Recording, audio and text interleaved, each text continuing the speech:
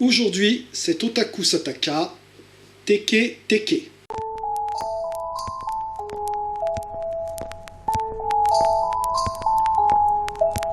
Minasan konnichiwa, perfetti Guillaume des. Lors de la dernière émission, je vous avais présenté Zen Pictures en vous expliquant que leur spécialité était les films de super-héroïnes. Cependant, il leur arrive aussi de s'attaquer à des genres différents, notamment les films d'horreur adaptés de légendes urbaines japonaises. Nous allons nous intéresser aujourd'hui à un de ces films qui adapte la légende de Teke Teke. J'ai dit Teke Teke avec un T, comme... Ta gueule, c'est magique. Ah oui, avant toute chose, je tiens à préciser que c'est un film d'horreur dont on va parler aujourd'hui. Donc, si vous êtes des personnes jeunes ou sensibles, je décline toute responsabilité en cas de cauchemar. Teke Teke est un fantôme japonais, plus précisément le fantôme d'une jeune fille qui a été victime d'un accident, le plus souvent provoqué par un train, encore que dans le film, c'est plus précisément par un chasse-neige. Enfin, quoi qu'il en soit, à cause de cet accident, elle a été coupée en deux et il lui manque donc le bas du corps. En fait, elle ressemble un peu à Yomi, la narratrice de Scary Lessons, qui est un manga que je vous recommande, lisez-le, il est très bien. À la différence près que Teke Teke ne se contente pas de raconter des histoires effrayantes mettant en scène de jeunes écolières, mais de leur courir après pour les couper en deux. Charmante. La légende de Teke Teke a connu plusieurs adaptations cinématographiques, intéressons-nous aujourd'hui à celle de Zen Pictures. Ikuzo! Le film commence par un paysage de neige dont on a foiré la mise au point, avec en fond sonore la petite voix plaintive d'une petite fille.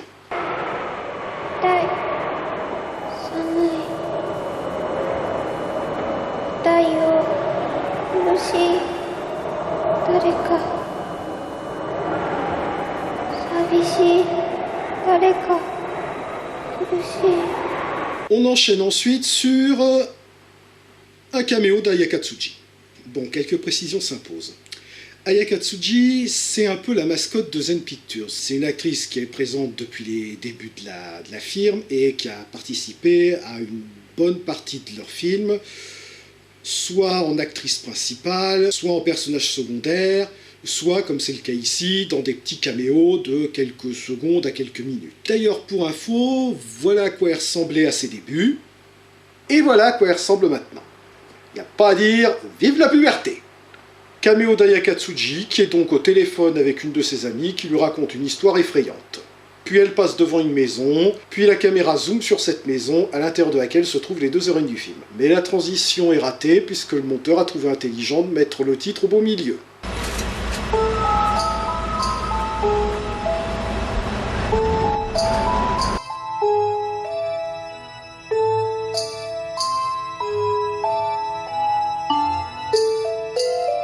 L'héroïne se nomme donc Yuri, étudiante en psychologie, qui babysit et donne des cours particuliers à la petite Aki. A noter que l'actrice qui joue le rôle d'Aki est également celle qui faisait la voix plaintive du début. Aki qui lui raconte la légende de Teke Teke, en précisant que tous ceux à qui on raconte cette histoire se font attaquer par Teke Teke dans les 3 jours qui suivent. Ouais, je me demande si je vais continuer cette vidéo finalement. Vous y tenez? Vous êtes sûr que vous voulez pas qu'on s'arrête là, hein, vous êtes sûr? Bon, ok, on continue. Une fois sa journée de babysitting terminée, Yuri rentre chez elle et retrouve son petit ami Kenji.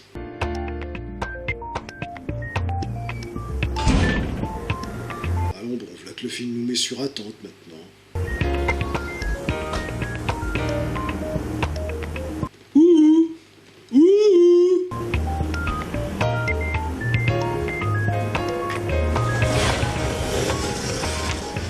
Même, ouais, c'est un choix de mise en scène comme un autre, mais filmer une scène où une femme prépare du café encadrant uniquement un mec en train de lire, c'est pousser un peu loin le conceptuel quand même. Surtout si c'est pour interrompre le plan séquence avec un gros plan sur une plaque de cuisson. Bon, évidemment, dès qu'on va enfin voir un truc intéressant à l'écran, hop, fin du plan séquence, on change d'angle de vue, désolé les gars. Bon, je reconnais, ça permet d'instaurer un petit peu de suspense. Kenji va-t-il tourner cette page? Va-t-il finir ce livre aujourd'hui? Ouais, ok, on s'en fout, quoi. D'ailleurs, il finit pas son livre, il met la télé et on apprend que le caméo d'Ayakatsuji a été retrouvé morte. Le lendemain, Yuri commence à être victime de phénomènes un peu étranges. Des bruits bizarres dans son téléphone. Moshi, Kenji?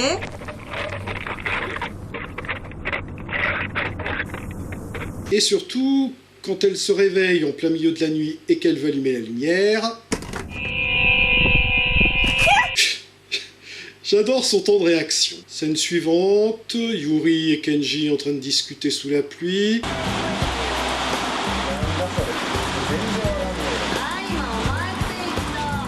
Hein? On n'entend rien. On dirait la fois où j'avais mis ma caméra dans l'axe du ventilateur. Si le Japon a une production assez importante de séries live et de films de super-héros, les super-héroïnes sont malheureusement bien moins représentées, en tout cas dans le mainstream. Le seul truc qu'on entend clairement, c'est la discussion au téléphone, et c'est parce qu'ils l'ont rajouté en post-prod. Pourquoi ils n'ont pas refait les dialogues en post-prod? Pourquoi ils cadrent Yuri au niveau des pieds? Qu'est-ce qu'ils ont de spécial, ces pieds? C'est pour nous rappeler qu'elle en a, mais pas teke-teke? Nananananer, moi j'ai des pieds et toi t'en as pas, L'appel en question venait d'Aki. Sa mère devant s'absenter pour la soirée, elle demande à Yuri de venir lui tenir compagnie.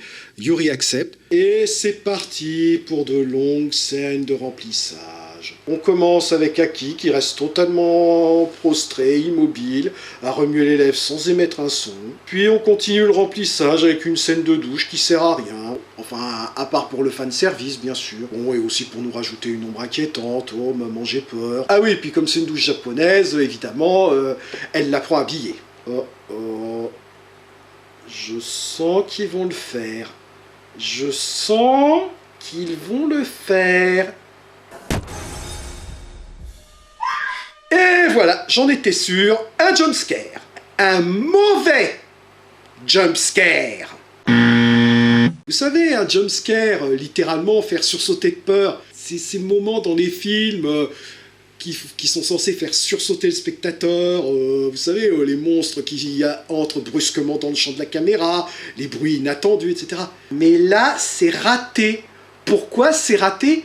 Parce que tout nous indique que ce jumpscare va avoir lieu. C'est un peu comme si le réalisateur nous disait « Attention, je vais vous faire peur. Attention, je vais vous faire peur. Attention, je vais vous faire peur. Bouh! Je vous ai fait peur. » En plus, le coup de la main, on l'avait déjà un peu plus tôt dans la scène, mais c'est tellement mal fichu que je crois plutôt que c'est accidentel. On enchaîne sur une autre scène de remplissage, mais qui n'est pas complètement inutile cette fois. Parce que cette scène, même s'il ne se passe rien, contribue à instaurer une sensation de malaise, un sentiment d'oppression, d'angoisse. Parce que toute cette scène où l'héroïne déambule dans la maison, avec un faible éclairage, une absence de dialogue, un rythme lent, une musique angoissante.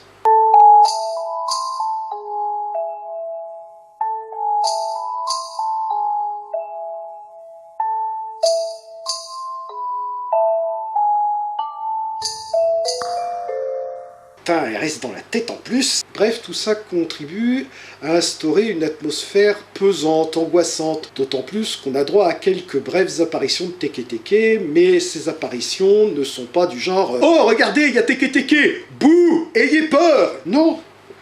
C'est des apparitions très discrètes, qui la plupart du temps ne sont même pas remarquées par l'héroïne. Et le malaise est d'autant plus grand que quand on change de point de vue, elle n'est plus du tout présente à l'écran. Une autre scène que j'aime bien, même si je ne sais pas si elle a été voulue ou si c'est un heureux hasard dû à l'angle de vue, mais sur ce plan, on a l'impression d'une ombre menaçante qui s'apprête à attaquer Yuri, avant de se rendre compte que c'est en fait sa propre ombre qui est projetée sur le mur.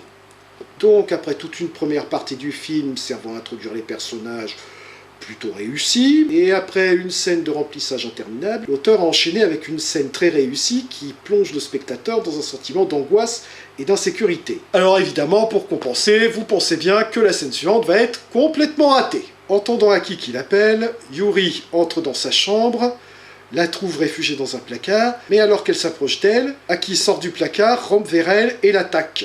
Et c'est alors que...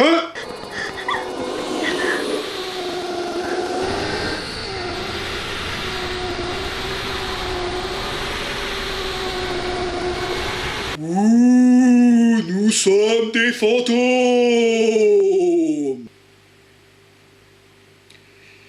Non mais sérieusement, vous voulez que j'ajoute quoi? En fait, j'ai l'impression que dans ce film, l'auteur alterne les séquences réussies et les séquences complètement ratées. Et donc forcément, la scène qui suit est réussie. On assiste à l'entrée en scène de Teke Teke, d'abord invisible, mais on entend le bruit caractéristique qu'elle fait en se déplaçant.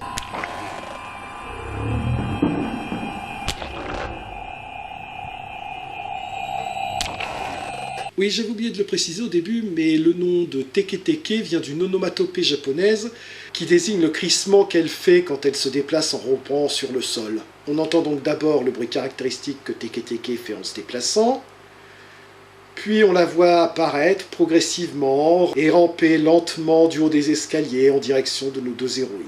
C'est l'occasion de constater qu'un des points forts du film est quand même le rendu de Teke Teke. Le maquillage déjà, même si je suis pas très fan de la perruque, est très réussi. Par contre, est-ce que ça aurait pas été mieux de le faire sur le lieu du tournage et pas avant de s'y rendre en voiture? Parce que vous imaginez un peu le conducteur d'à côté qui jette un coup d'œil discret à la voiture de gauche. Poum, poum, poum, poum, poum, poum.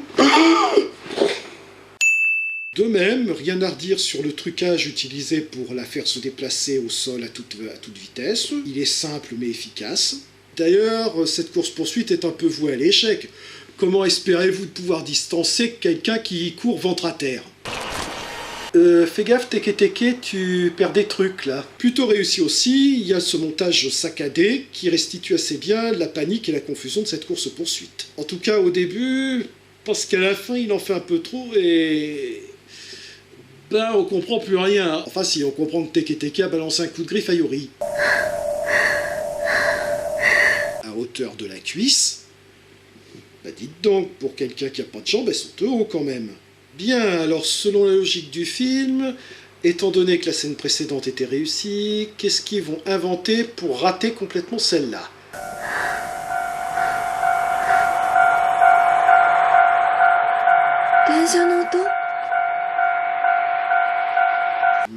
Ouais. Après le coup des draps, ça fait un peu petit joueur quand même.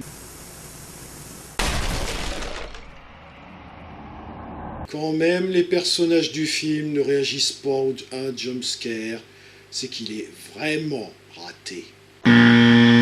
Bon, on va couper un peu court dans l'histoire, disons juste que la soirée se termine très mal pour la pauvre Aki, qui ne pourra plus jamais prendre ses jambes à son cou.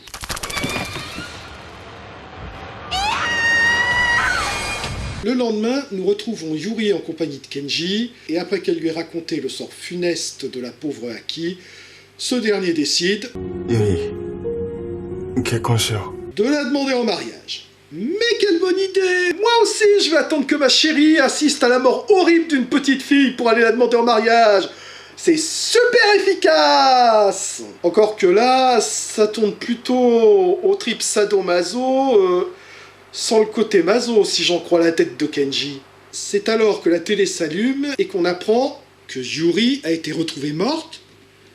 Mais alors, ça veut dire que la personne qui est avec Kenji, en réalité, c'est... Et ben voilà! Ça, c'était un bon jumpscare. Vous voyez, quand vous voulez, vous y arrivez. Je sens plus mon côté gauche, c'est normal. Même si cette scène ne correspond pas trop au modus operandi habituel de Teke Teke, elle ne sort pas complètement de nulle part, puisqu'on avait déjà eu une scène auparavant qui nous montrait que Teke Teke était capable de prendre l'apparence d'une autre personne pour piéger ses victimes. Là où ça coince un peu, c'est que dans cette scène, on voyait bien que Teke Teke, même quand elle changeait d'apparence, continuait à se déplacer en rampant. Or là, on voit bien qu'elle peut se lever. Enfin bon, c'est peut-être parce qu'elle s'est greffé les jambes de la petite Aki. Après tout, quitte à être horrible, autant aller jusqu'au bout, hein. Ah oui, puis à la fin du générique, on a ce plan qui sert à rien, mais ils nous le mettent quand même. Ok, fin du film. C'était donc Teke Teke, et c'est un peu difficile de dire si c'est un bon ou un mauvais film, parce qu'il y a à peu près autant de points positifs que de points catastrophiques. D'un côté, la scène d'exposition qui présente les personnages est plutôt bien faite. On a des passages qui réussissent assez bien à instaurer une atmosphère d'angoisse et de danger. Le maquillage et les effets spéciaux utilisés sur Teke Teke sont vraiment parfaits, d'autant plus que je vous rappelle qu'on parle quand même d'un studio avec très peu de moyens. Mais à côté de ça, il faut se farcir des choix de cadrage pour le moins conceptuels, des séquences de remplissage, des passages complètement ridicules. D'un certain point de vue, c'est pas un film d'horreur qui déshonore le genre, mais de l'autre, il y a quand même pas mal de passages où on s'ennuie. Donc si vous avez vraiment envie de regarder une adaptation de Teke Teke, c'est pas vraiment celle-là que je vous conseillerais de regarder en priorité. Ah oui, une dernière chose avant de vous quitter. Juste avant le générique de fin, on a droit au texte suivant. Teke Teke ne peut trouver le repos car les pensées des gens qui la craignent la retiennent en ce monde. Même toi qui viens de regarder cette histoire, tu ferais mieux de l'oublier rapidement. Sinon, d'ici 3 jours, elle apparaîtra devant toi. Mais bon, ne vous inquiétez pas trop pour ça. Moi-même, ça va bientôt faire 3 jours que j'ai vu ce film, et comme vous le voyez, tout va bien. Janet.